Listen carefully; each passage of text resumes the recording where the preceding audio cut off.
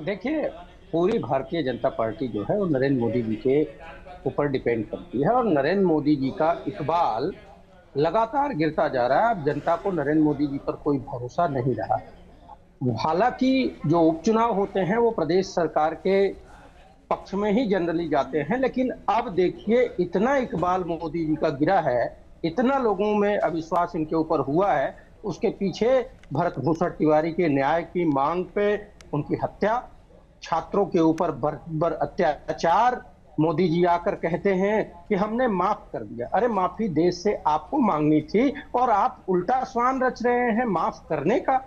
इन सभी बातों के लिए मोदी जी को जनता ये सबक सिखा रही है। आप अनुराग, ऐसा है कि मैंने आपको पहले ही कहा कि जो उपचुनाव होते हैं वो सत्ता के लिए होते हैं, क्योंकि कहीं सरकार बदलने वाली नहीं होती है।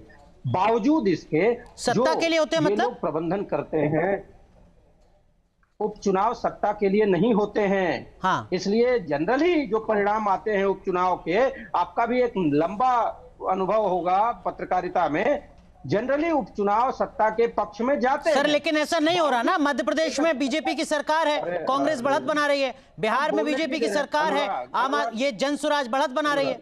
अनुराग, आप बोलने ही नहीं दे रहे हैं। बताइए बताइए। बात ये है, जनरली सारे उपचुनाव के परिणाम सत्ता के पक्ष में जाते हैं, लेकिन मोदी जी और भाजपा का जो भरोसा था जनता में इस कदर छिन्न भिन्न हो गया है कि अब जनता सत्ता के अगेंस्ट उपचुनाव में भी परिणाम देने लगी है। इस बात को जनता को और आपको समझना ही पड़ेगा। ठीक है, सवाल ये पॉइंट है टेकन, कि एक तरफ जहां वैलिड पॉइंट, ये बात ठीक है आपकी। नीरज जी, ये बात जो वैभव त्रिपाठी कह रहे हैं, ये नहीं भाई, देखिए ऐसा है कि समझौते तो मोदी सरकार करती है, कांग्रेस या विपक्ष के लोग समझौते नहीं करते। वो लोकतंत्र की लड़ाई लड़ रहे हैं, लोकतंत्र के लिए वो लड़ रहे हैं।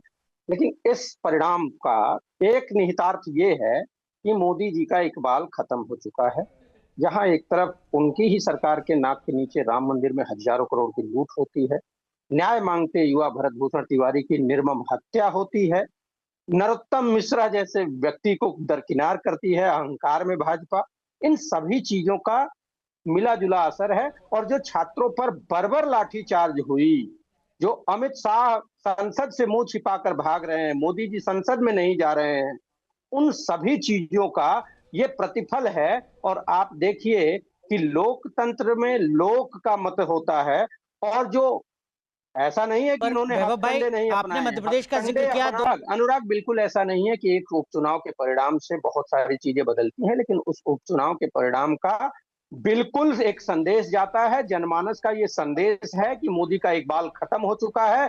मोदी जी झूठ बोलते हैं। अभी भाजपा के साथी जो बात कह रहे थे भ्रम की, 2 करोड़ रोजगार, महंगाई, महिलाओं पर अत्याचार, किसानों की आय डूब, कह रहा हूं अनुराग जी, मैंने पहली बार में ही ये बात कह दी कि जो उपचुनाव होता है वो सत्ता परिवर्तन का चुनाव चूंकि नहीं होता है, इस वजह से मैक्सिमम जो रिजल्ट अब तक आते रहे वो सत्ता के साथ गए हैं। लेकिन जब यहाँ बदलाव हो रहा है, 3 में 2 अगर भाजपा हार ऐसा रही कैसे है हो सकता तो है? ये तो समझने की जरूरत है ना। कोई लोग बात क्या कह रहे हैं। अगली बार शायद आप सिंगल डिजिट में आ जाएं नीरज जी, देखते जाइए। जनता जो आपको सर माथे पे बिठाती है, वही सर पे नीचे पटकती भी है सर से।